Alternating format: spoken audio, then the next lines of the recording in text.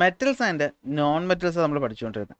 അതിൽ മെറ്റൽ എന്താണെന്നും മെറ്റലുമായി ബന്ധപ്പെട്ട് വരുന്ന പ്രോപ്പർട്ടീസൊക്കെ നമ്മൾ പഠിച്ചു കഴിഞ്ഞു. അങ്ങനെയാണെങ്കിൽ നമുക്ക് ഇന്ന് ആദ്യം നോൺ മെറ്റൽ എന്താണെന്ന് പഠിക്കാം. അതിനുശേഷം മെറ്റലുകളിൽ അല്ലെങ്കിൽ നോൺ മെറ്റലുകളിൽ ഉണ്ടാകുന്ന കുറച്ച് കെമിക്കൽ റിയാക്ഷനുകളെ പറ്റിയിട്ടും പഠിക്കാം. പറ്റുവാണെങ്കിൽ നമുക്ക് ഇന്നത്തെ ഒരു ക്ലാസ് കൊണ്ട് തന്നെ ഈ ഒരു ചാപ്റ്റർ എന്ത് ചെയ്യാം, തീർക്കാം. അപ്പോൾ എല്ലാവരും റെഡിയല്ലേ? എടാ, മെറ്റൽ എന്ന് പറഞ്ഞാൽ എന്താ? പറഞ്ഞേ, എന്താ മെറ്റൽ എന്ന് വെച്ചാൽ? കുറേ പ്രോപ്പർട്ടീസ് ഉണ്ടല്ലേ. ഹാർഡായിരിക്കും, ഇലക്ട്രിസിറ്റി കണ്ടക്ട് ചെയ്യും, ഹീറ്റ് കണ്ടക്ട് ചെയ്യും, സോണോറസ് ആണ്, ഡക്റ്റൈലാണ്, മാലിയബിൾ ആണ്. അങ്ങനെയുള്ള വസ്തുക്കളാണ് നമ്മൾ മെറ്റൽ എന്ന് വിളിക്കുമെങ്കിൽ എന്തായിരിക്കും ഇവിടെ നോൺ മെറ്റൽ എന്ന് വെച്ച് കഴിഞ്ഞാൽ? ഈ പ്രോപ്പർട്ടി കാണിക്കാത്തവർ.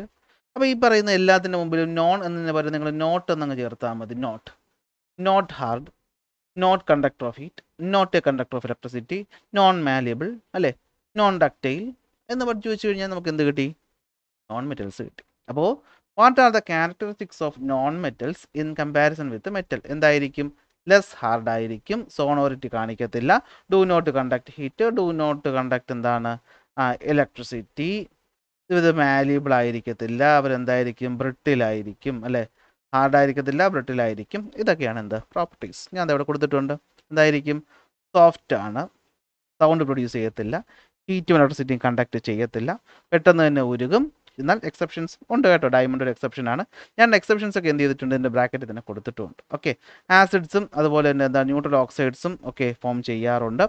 ഇനി ഇലക്ട്രോൺസ് ഗെയിൻ ചെയ്യുക എന്നുള്ളൊരു സ്വഭാവം ഇവർക്കുണ്ട്. എന്ന് വെച്ചാൽ മെറ്റലുകൾ എപ്പോഴും ഇലക്ട്രോണിന് കൊടുക്കാൻ ഇഷ്ടപ്പെടുന്നവരാണെങ്കിൽ നോൺ മെറ്റൽ ഇലക്ട്രോണ് വാങ്ങാൻ ഇഷ്ടപ്പെടുന്നതാണ്. മെറ്റൽസ്, നോൺ മെറ്റൽസ് നമ്മൾ നോക്കിയാൽ മെറ്റൽസ് കൂടുതലും സോളിഡ്സ് ആയിരുന്നു നമ്മൾ പഠിച്ചു. പക്ഷെ നോൺ മെറ്റൽസിനകത്ത് വരുമ്പോഴത്തേക്കും അവിടെ സോളിഡ് ഉണ്ട്, ലിക്വിഡ് ഉണ്ട്, ഗ്യാസും ഉണ്ട്. ആരൊക്കെയാണ്? സൾഫർ, ഫോസ്ഫറസ്, അയഡിൻ, കാർബൺ, ഇതൊക്കെ എന്താണ്? സോളിഡ് സ്റ്റേറ്റിലുള്ള നോൺ മെറ്റലാണ്. ബ്രോമിൻ എന്ന് പറയുന്നത് വളരെ ഇമ്പോർട്ടൻ്റ് ആണ്, സെപ്പറേറ്റ് ആയിട്ട് എടുത്തു വെച്ച് പഠിച്ചോളണം. ലിക്വിഡ് സ്റ്റേറ്റിൽ കാണുന്ന നോൺ മെറ്റൽ ആര്? ബ്രോമിൻ. സോളിഡ് സ്റ്റേറ്റിൽ കാണുന്നതും ലിക്വിഡ് ഗ്യാസും കുഴപ്പമില്ല. നിങ്ങളൊന്ന് പറഞ്ഞ മെറ്റലിൽ ലിക്വിഡ് സ്റ്റേറ്റിൽ കാണുന്ന മെറ്റൽ ഏതായിരുന്നു? കഴിഞ്ഞ ക്ലാസ്സിൽ പറഞ്ഞു തന്നു. ഏതായിരുന്നു? കമൻറ്റ് ചെയ്തേ. ലിക്വിഡ് സ്റ്റേറ്റിൽ കാണുന്ന നോൺ മെറ്റൽ ആയിരുന്നു ചോദിച്ചാൽ അതാരാണ്? അത് ബ്രോമിനാണ്. എന്നാൽ ഗ്യാസ് സ്റ്റേറ്റിലാണ് കൂടുതലും ഉള്ളത് ഓക്സിജൻ, നൈട്രോജൻ, ഹൈഡ്രോജൻ, ക്ലോറിൻ. ഇതൊക്കെ എന്താണ്? നോൺ മെറ്റൽസിൽ എന്ത് കാണുന്നവരാണ്? ഗ്യാസ് സ്റ്റേറ്റിൽ കാണപ്പെടുന്നതാണ്. അപ്പോൾ നിങ്ങളുടെ ലിസ്റ്റ് ചെയ്യാൻ പറഞ്ഞിട്ടുണ്ട്. നിങ്ങൾക്ക് വേണ്ടി ഞാൻ സോളിഡ് ആയിട്ടുള്ളതും ലിക്വിഡ് ആയിട്ടുള്ളതും ഗ്യാസ് ആയിട്ടുള്ള നോൺ മെറ്റൽസ് ഞാൻ ലിസ്റ്റ് ചെയ്ത് പറഞ്ഞു തന്നിട്ടുണ്ട്. നോക്കിക്കോളുമല്ലോ. തീർന്നു, നോൺ മെറ്റൽ തീർന്നു. ഇനി റിയാക്ഷൻസ് ആണ്. ഇവരിൽ കാണിക്കുന്ന പ്രധാനപ്പെട്ട റിയാക്ഷൻസ് സിമ്പിളായിട്ട് മനസ്സിലാക്കാം. ഓക്സൈഡ് ഫോം ചെയ്യുന്നതാണ് ഒന്നാമത്തെ റിയാക്ഷൻ എന്ന് പറയുന്നത്. എന്ന് വെച്ചാൽ മെറ്റൽ ആയിക്കോട്ടെ അല്ലെങ്കിൽ നോൺ മെറ്റൽ ആയിക്കോട്ടെ, ഇവർ ഓക്സിജനുമായിട്ട് റിയാക്ട് ചെയ്ത് ഫോം ചെയ്യുന്നതാണ് ഓക്സൈഡ്. മെറ്റലിൻ്റെ അല്ലെങ്കിൽ നോൺ മെറ്റലിൻ്റെ ഓക്സൈഡ് ഫോം ചെയ്യും. ഈ ഓക്സൈഡിൻ്റെ പ്രോപ്പർട്ടീസിലൊക്കെ കുറച്ച് വ്യത്യാസമുണ്ട്. അതാണ് നമ്മൾ പഠിക്കാനായിട്ട് പോകുന്നത്. ഫോർ എക്സാമ്പിൾ ഇപ്പോൾ നമ്മൾ നോക്കിക്കഴിഞ്ഞാൽ നോക്കിയേ, സോഡിയം എന്ന് പറയുന്ന ഒരു സാധനം നിങ്ങൾ കേട്ടിട്ടുണ്ടോ? സോഡിയം. ഈ സോഡിയം എന്ന് പറയുന്നത് നമ്മൾ മുറിച്ച് കഴിഞ്ഞാൽ, സോഡിയം എന്ത് ചെയ്ത് കഴിഞ്ഞാൽ മുറിച്ച് കഴിഞ്ഞാൽ നല്ല സിൽവർ നിറത്തിൽ നമുക്ക് കാണാൻ പറ്റും. എന്ത് നിറത്തിൽ കാണാൻ പറ്റും? നല്ല സിൽവർ നിറത്തിൽ കാണാൻ പറ്റും. എന്നാൽ കുറച്ച് നേരം ഇത് വെച്ച് കഴിയുമ്പോൾ ഇതിൻ്റെ നിറം മങ്ങുന്ന കാണാൻ പറ്റും. നിങ്ങളുടെ വീട്ടിൽ നമ്മൾ നിലവിളക്ക് കത്തിക്കാറുണ്ടെങ്കിൽ ഈ നിലവിളക്ക് ആദ്യം നല്ല നിറത്തിയിരിക്കും, കുറച്ച് ദിവസം ഉപയോഗിക്കാതിരുന്നാലും തന്നെ നിറം മങ്ങും. ഇതുപോലെ മെറ്റലുകളെല്ലാം ഈ പറഞ്ഞ നമ്മുടെ അറ്റ്മോസ്ഫിയറിലുള്ള ഓക്സിജനുമായിട്ട് റിയാക്ട് ചെയ്ത് അതിൻ്റെ ഓക്സൈഡ് ഫോം ചെയ്യും. ഇപ്പോൾ നമ്മൾ ഫ്രഷ് ആയിട്ട് കട്ട് ചെയ്ത് വെച്ചേക്കുന്ന സോഡിയം എടുത്തു കഴിഞ്ഞാൽ ഷൈനി സർഫസ് ആയിരിക്കും. എന്നാൽ എയറുമായിട്ട് എക്സ്പോസ് ചെയ്യുമ്പോൾ അത് എന്തായിട്ട് മാറും? ഡള്ളായിട്ട് മാറും, അതിൻ്റെ നിറം കുറയും. എന്തുകൊണ്ടാണ്? ഇത് ഓക്സിജനുമായിട്ട് റിയാക്ട് ചെയ്ത് ഓക്സൈഡ് ഫോം ചെയ്യും. ഈ ഓക്സൈഡ് ലെയറാണ് പ്രശ്നം. ഇനി അലൂമിനിയം നമ്മൾ നോക്കിയേ.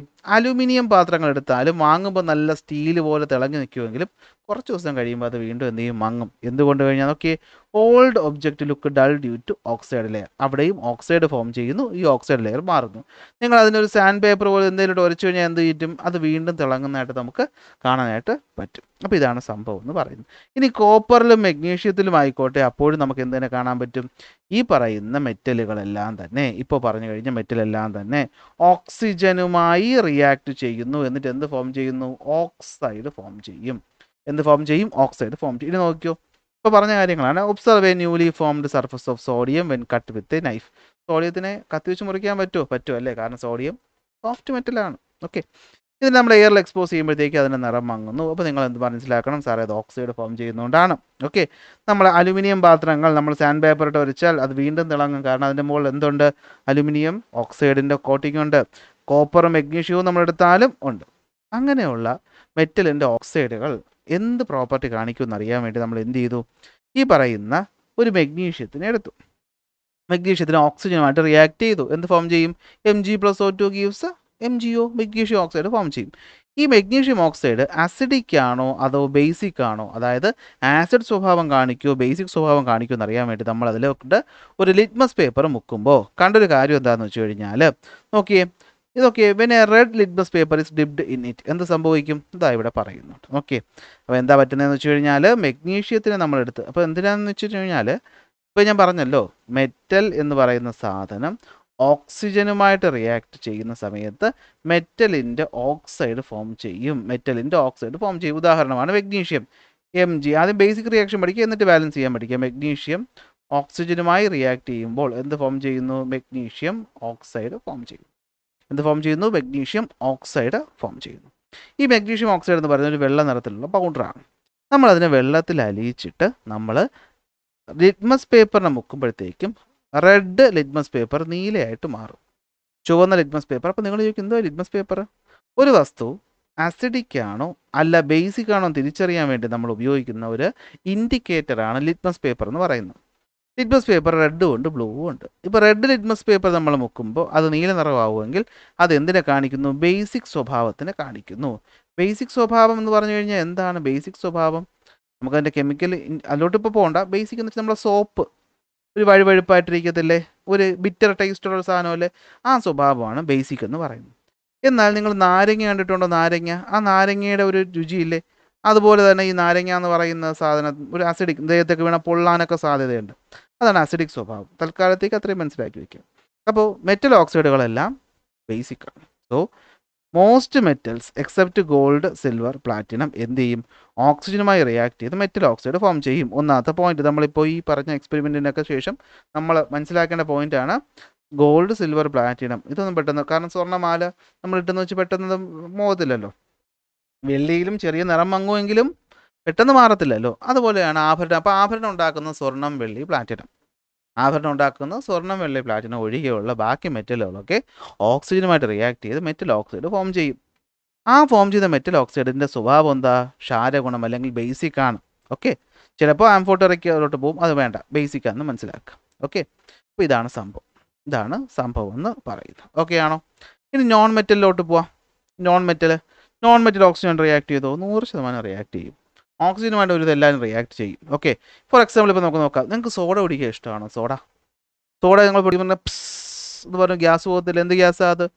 അതിൻ്റെ സൈഡിൽ എന്താ എഴുതിയിരിക്കുന്നത്? കാർബണേറ്റഡ് വാട്ടർ എന്നാണല്ലേ. സോഡ ആയിക്കോട്ടെ, ഫാൻറ്റ, മെറിൻഡ, പെപ്സി, എല്ലാത്തിനകത്ത് കാർബണേറ്റഡ് എന്ന് പറയും. എന്ന് വെച്ചാൽ അതിനകത്ത് കാർബൺ ഡൈ ഓക്സൈഡ് ഉണ്ടെന്നാണ് അർത്ഥം.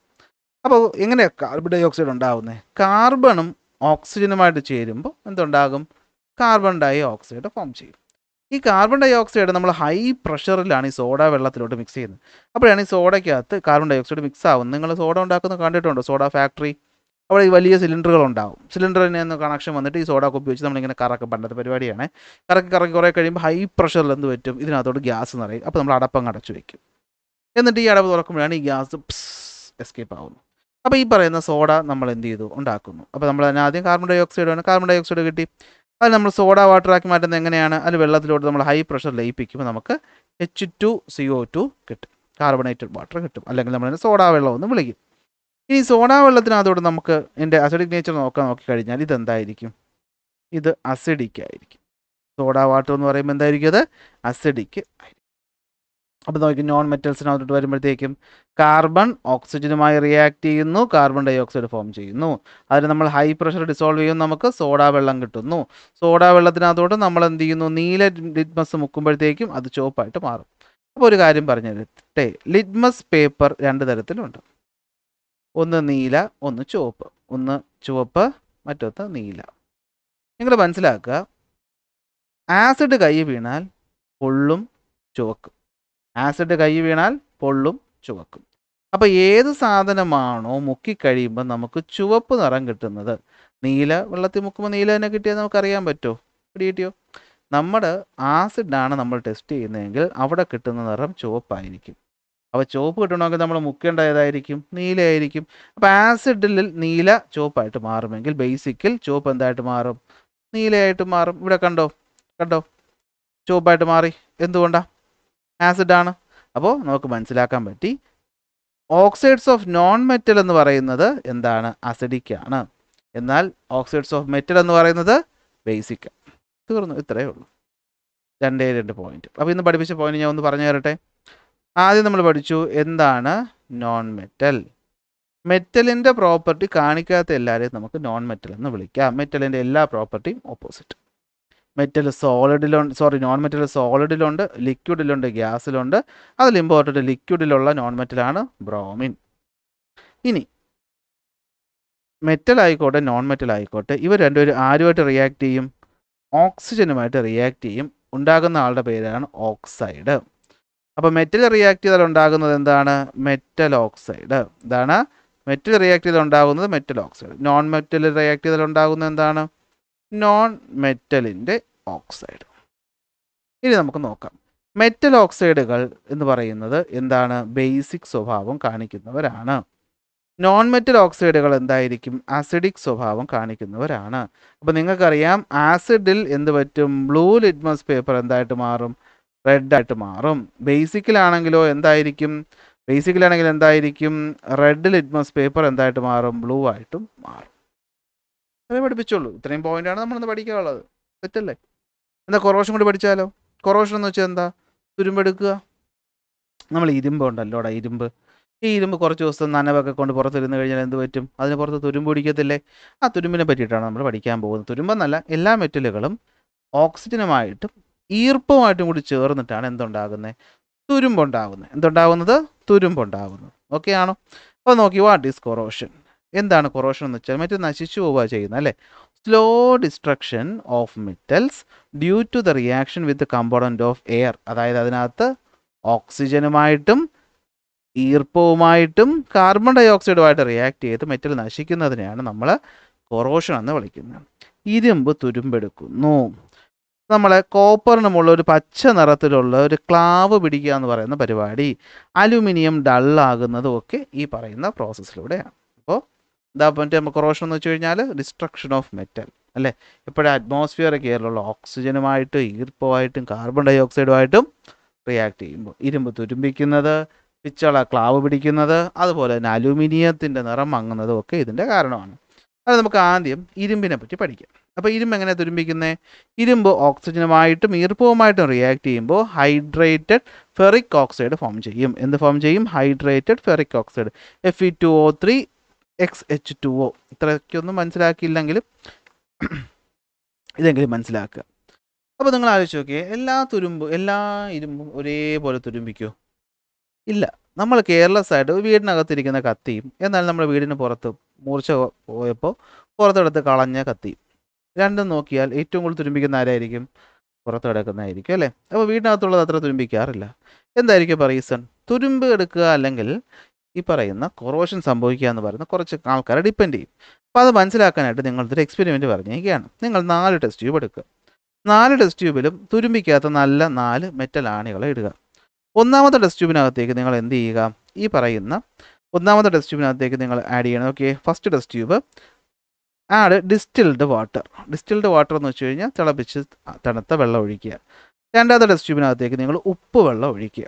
മൂന്നാമത്തെ ടെസ്റ്റ് ട്യൂബിനകത്തോട് നിങ്ങൾ ഡിസ്റ്റിൽഡ് വെള്ളം ഒഴിച്ചിട്ട് അതിൻ്റെ മുഖത്തൂടെ കുറച്ച് ഓയിലും കൂടെ ഒഴിച്ച് ഇങ്ങനെ സീൽ ചെയ്ത് വയ്ക്കുക. നാലാമത്തിനകത്ത് നിങ്ങൾ എന്ത് ചെയ്യുക? നിങ്ങൾ ഈ പറയുന്ന വെള്ളമൊന്നും ഒഴിക്കേണ്ട. നാലാമത്തെ നമ്മൾ എടുത്തു കഴിഞ്ഞാൽ അതിനകത്ത് അൺഹൈഡ്രസ് കാൽഷ്യം ക്ലോറൈഡ് അല്ലെങ്കിൽ ക്യുക്ക്-ലൈം ഇടുക. എന്തിടുക? അൺഹൈഡ്രസ് കാൽഷ്യം ക്ലോറൈഡ് അല്ലെങ്കിൽ ക്യുക്ക്-ലൈം.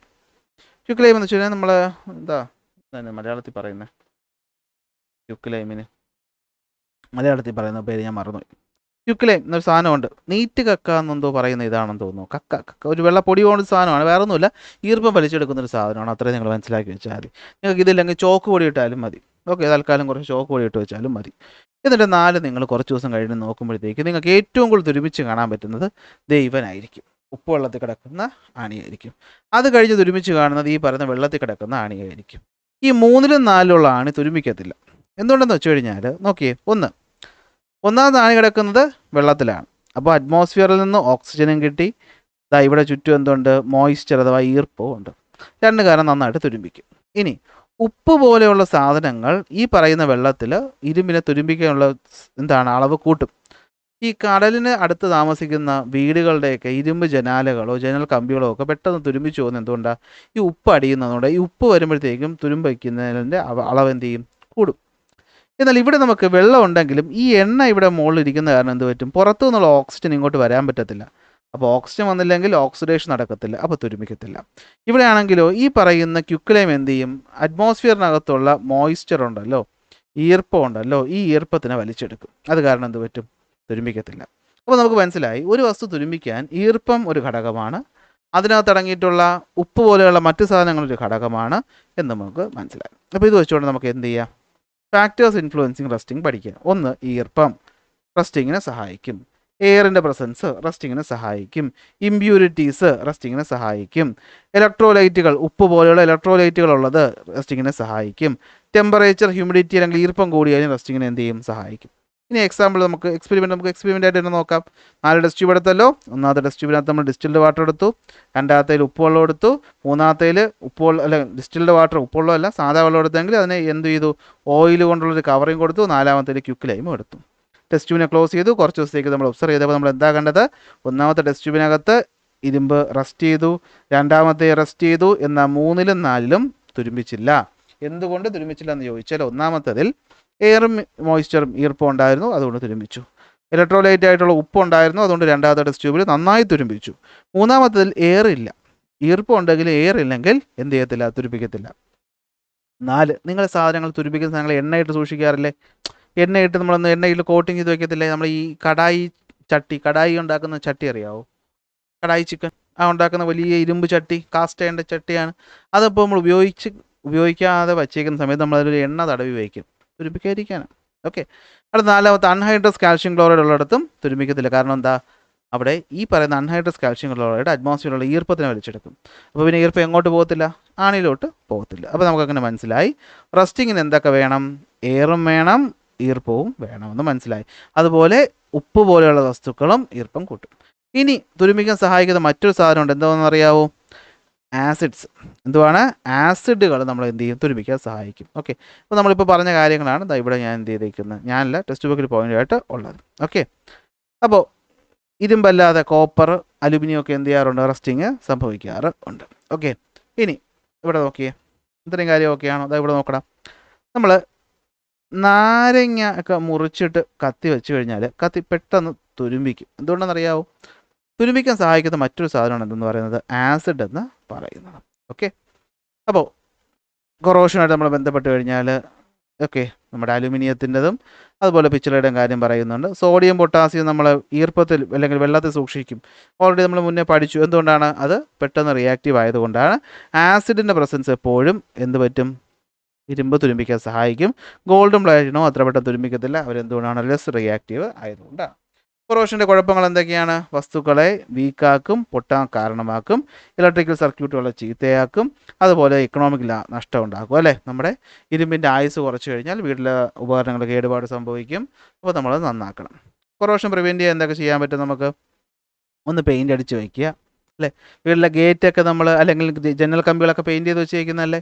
നിങ്ങൾ ശ്രദ്ധിച്ചിട്ടുണ്ടോ? ചിലപ്പോൾ വീട് പണിയൊക്കെ കഴിയുമ്പോഴേ അല്ലെങ്കിൽ പണി തീരാത്ത വീടിൻ്റെയൊക്കെ അകത്ത് ഈ കോൺക്രീറ്റ് ചെയ്യുമ്പോൾ നമ്മൾ കമ്പി വയ്ക്കും, അല്ലേ? TMT കമ്പികൾ, അതൊക്കെ തുരുമ്പിച്ചിരിക്കുന്ന കണ്ടിട്ടുണ്ടോ? ഈ പണി തീരാത്ത ബിൽഡിങ്ങിൻ്റെയൊക്കെ മുകളിൽ.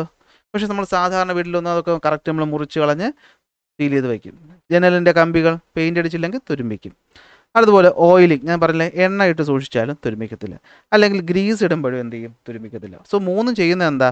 അറ്റ്മോസ്ഫിയറിൽ കാണുന്ന എയറുമായിട്ട് കോൺടാക്റ്റ് വരുത്താതിരിക്കുമ്പോഴാണ് നമുക്ക് എന്ത് ചെയ്യാൻ പറ്റുന്നത്? തുരുമ്പിക്കാതെ വസ്തുക്കളെ ഇരിക്കുന്നത്. ഇനി മറ്റൊരു പരിപാടിയാണ് ഗാൽവനൈസേഷൻ. സിങ്ക് കൊണ്ടുള്ളൊരു കോട്ടിങ് കൊടുക്കുന്നതിനാണ് നമ്മൾ ഗാൽവനൈസേഷൻ എന്ന് പറയുന്നത്. നിങ്ങളുടെ വീടിൻ്റെയൊക്കെ അല്ലെങ്കിൽ സ്കൂളിൻ്റെയൊക്കെ റൂഫിംഗ് ഷീറ്റ് നമ്മൾ നോക്കിക്കഴിഞ്ഞാൽ അതിനെ GI ഷീറ്റ് എന്ന് പറയാറുണ്ട്. ഗാൽവനൈസ്ഡ് അയൺ എന്നാണ് പറയുന്നത്. കാരണം അതും ഇരുമ്പ് വെച്ച് ഉണ്ടാക്കിയിട്ടുണ്ടെങ്കിലും മഴയും വെയിലും കൊണ്ട് പുറത്ത് കിടന്നാലും അത് തുരുമ്പിക്കത്തില്ല. എന്തുകൊണ്ടാണ്? അതിൻ്റെ പുറത്ത് സിങ്ക് എന്ന് പറയുന്ന ആളെ കൊണ്ടൊരു കോട്ടിങ് ചെയ്തിട്ടുണ്ട്. അപ്പോൾ ഈ സിങ്ക് എന്ത് ചെയ്യും? ഈ ഡയറക്റ്റ് കോണ്ടാക്റ്റ് പ്രിവെൻറ്റ് ചെയ്തിട്ട് എന്ത് പറ്റും? ഇതിനെ പ്രൊട്ടക്റ്റ് ചെയ്യും. എന്നാൽ എവിടെയെങ്കിലും ബെൻഡൊക്കെ വരുന്ന സമയത്ത് ഈ പറയുന്ന പുറത്തെ കോട്ടിങ് നഷ്ടപ്പെടുമ്പോൾ ആ ഭാഗത്ത് നിന്ന് തുരുമ്പെടുത്ത് അപ്പുറത്തെ വശങ്ങളിലോട്ടൊക്കെ പോകുന്നത് നിങ്ങൾ കണ്ടിട്ടുണ്ടോ?